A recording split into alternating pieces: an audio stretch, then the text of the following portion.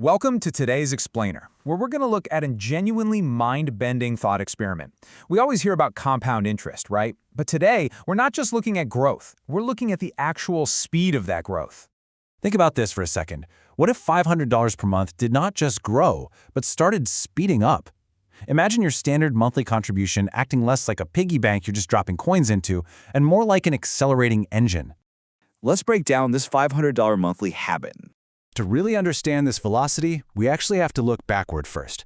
Let's look at an account that started its journey with $500 a month on January 20th, 2020. Fast forward to June 2026. By that point, the total contributions out of pocket were $39,000. But the account value? It had already grown to $63,972.86. The crucial thing to notice here is the gap.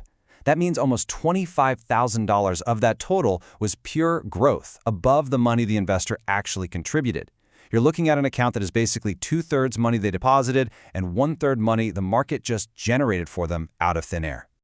Let's peel back the layers on where that actually came from. You've got your reinvested dividends and distributions pushing the book value up to about $45,700.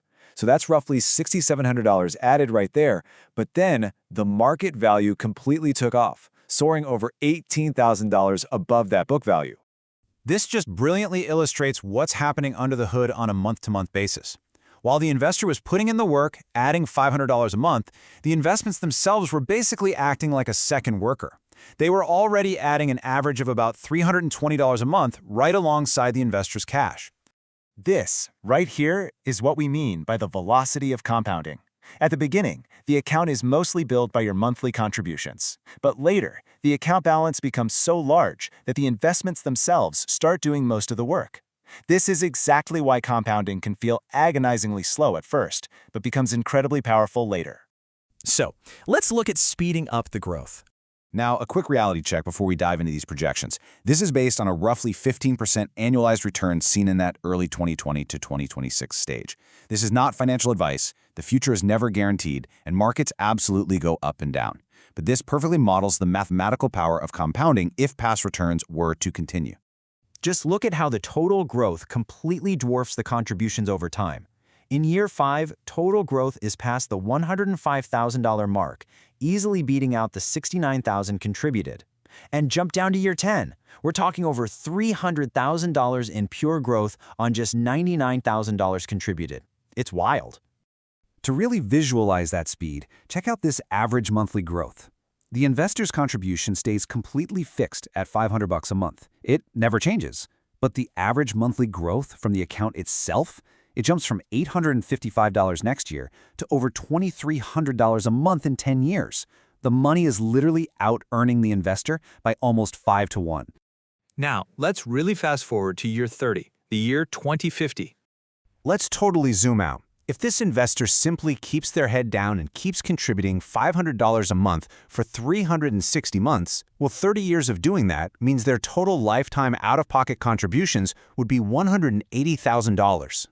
But if that future growth performs similar to the past, that $180,000 input could result in an account worth an absolutely staggering $3,008,605 by 2050. When you break that down visually, it's almost unbelievable. That tiny sliver, that's the $180,000 the investor contributed over 30 years. The massive rest of the pie, that means the possible growth above those contributions would be about $2,828,605. And if you want to understand the true velocity of compounding, look at the final year before 2050.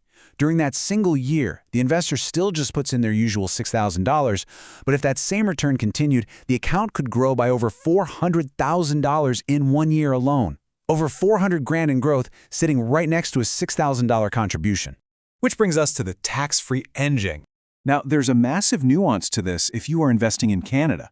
If this money is held inside a TFSA, a tax-free savings account, and you follow all the contribution rules, the growth can be even more powerful. Why?